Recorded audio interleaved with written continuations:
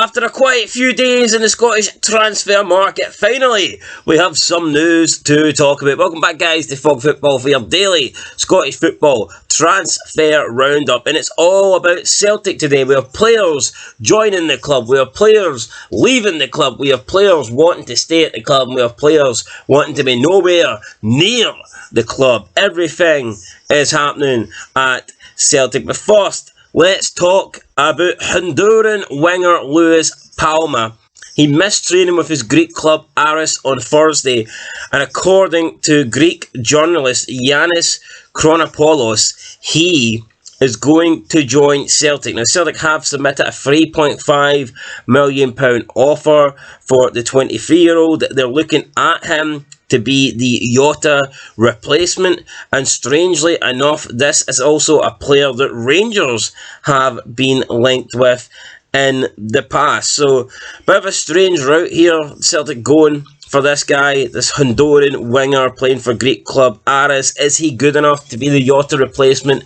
Will he step in to the shoes that Jota has left here at Celtic Park? Not entirely sure. 3.5 million seems a little bit on the cheap side. I thought with Celtic's big money, I thought with Celtic's, transfer war chest fund that Brendan Rodgers would be splashing a bit more cash than this. So, looks like Celtic are trying to spend peanuts to get good players here, and that never really works in the past, so we'll see. I definitely expect that Celtic, though, to be spending a bit more than £3.5 million, but who knows?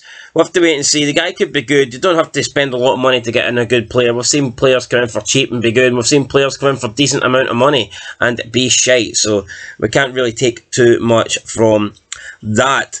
A player, though, that will not be coming to Celtic, though, is Kieran Tierney. It was speculated that he could be returning, he could be coming back on loan. However, that is no longer going to happen. He has joined Real Sociedad on loan, and it turned out the reason behind this was essentially money, and Sociedad were able to pay the loan wages, and Celtic were not. So, Celtic just getting left behind here.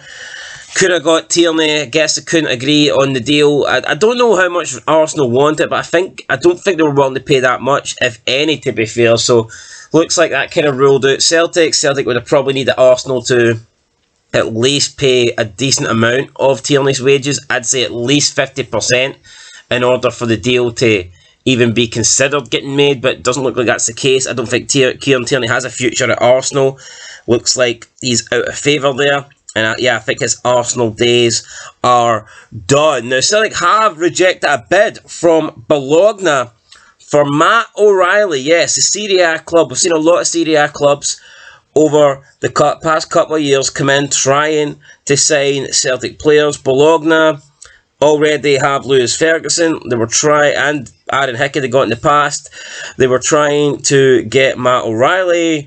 They did propose a bid, but Celtic have rejected that. Not too sure what the actual fee was, but it couldn't have been good enough in order to lure O'Reilly away from Celtic Park.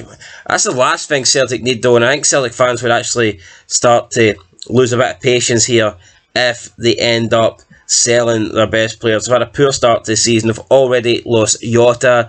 The players coming in haven't exactly hit the ground running. The last thing Celtic want to do is lose more key players, in their midfield attacking area, and that is what Matt O'Reilly is. A lot of people consider him to be maybe naturally the best player at Celtic, maybe with the highest ceiling, so they won't want to lose him, and if they are going to lose Matt O'Reilly, I'm sure they'll be wanting big money.